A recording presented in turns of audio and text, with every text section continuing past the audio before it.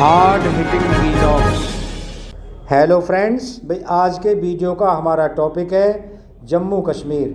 जम्मू कश्मीर को 27 अक्टूबर 1947 को भारतीय रियासत में शामिल किया गया था और 27 अक्टूबर 2022 को उसके पूरे 75 साल पूरे हो गए हैं।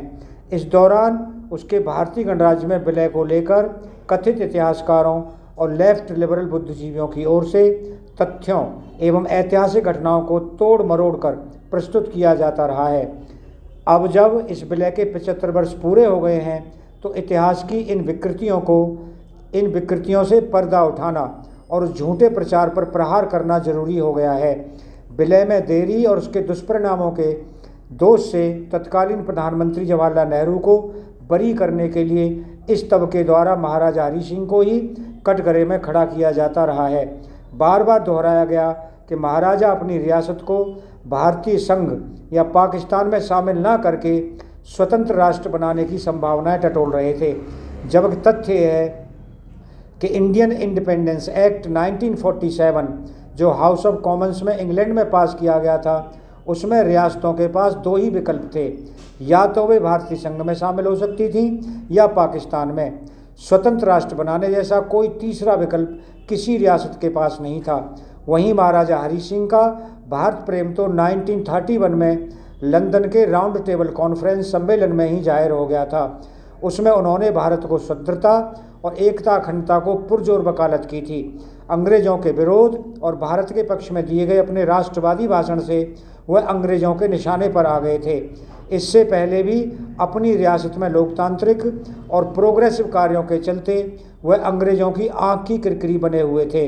विलय को लेकर एक अन्य झूठा प्रचार और इसकी वास्तविकता को जानना भी आवश्यक है। दोस्तों, 22 अक्टूबर 1947 को जम्मू कश्मीर पर हुए आक्रमण को कबायली हमला कहा गया था, जबकि वो ऑपरेशन गुलमर्ग पाकिस्तानी सेना द्वारा कबायलियों के वेश में अंजाम दिया गया था। पाकिस्तानी और अंग्रेज समझ रहे थे कि हरि सिंह अपनी रियासत को हर हाल में भारत में शामिल करेंगे। वे ऐसा होने से पहले ही उसे छीन लेना चाहते थे। राज्य के संसाधनों और भू रणनीतिक स्थिति पर पाकिस्तान की गिद्ध दृष्टि लगी हुई थी। वहीं अमेरिका और ब्रिटेन भारत को एक सशक्त राष्ट्र के रूप में नहीं उभरने देना चाहते थे। इसलिए वे किसी भी तरह पाकिस्तान को मजबूत करते हुए उसे भारत के सामने खड़ा करने में लगे थे। पाकिस्तानी सेना के तत्कालीन मेजर जनरल अकबर खान ने अपनी पुस्तक रेडर्स इन कश्मीर में और हुमायूं मिर्जा ने अपनी पुस्तक फ्रॉम प्लासी टू पाकिस्तान में इसका राजफाश किया है। अकबर खान ने लिखा कि तत्कालीन भारतीय नेतृत्व द्वारा जम्मू कश्मीर के भारत में विलय को लेकर विलंब के मद्देनज़र पाकिस्तानी नेतृत्व ने अगस्त-सितंबर में ही सैन्य बल द्वारा जम्मू कश्मीर को हड़पने की रणनीति पर काम करना शुरू कर दिया था।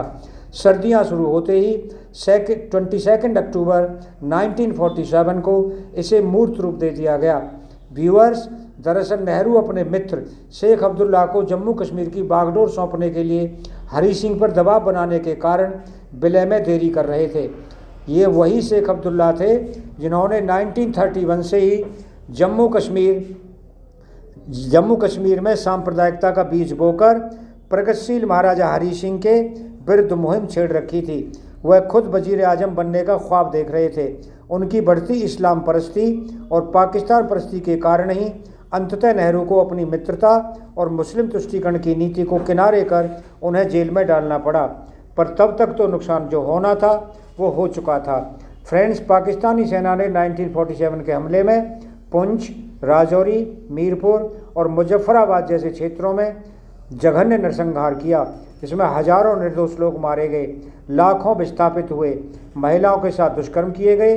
पाकिस्तान ने हमारे बड़े भूभाग को कब्जा लिया। हमारे आस्था के केंद्र, अनेक उपासना स्थल और तीर्थ स्थान आज तक पाकिस्तानी कब्जे में हैं।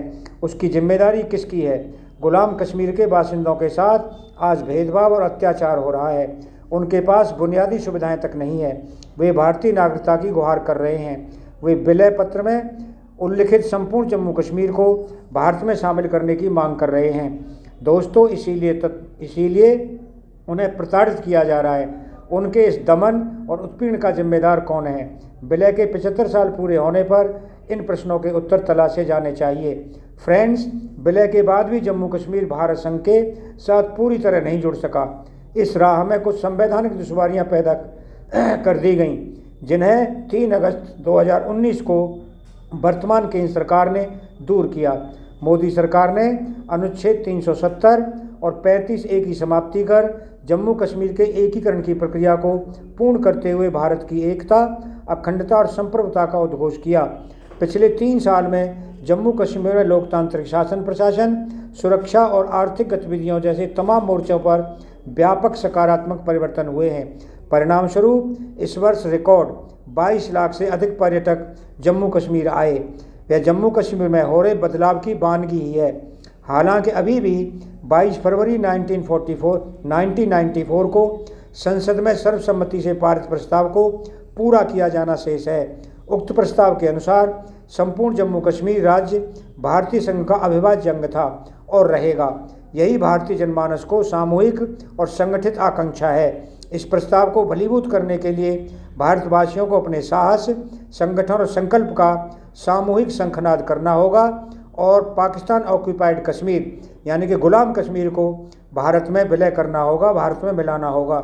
दोस्तों, अगर आपको वीडियो पसंद आया हो तो आप चैनल को सब्सक्राइब करें, वीडियो को लाइक करें। आप लोगों का बहुत बहुत धन्यवाद। Thank you very much.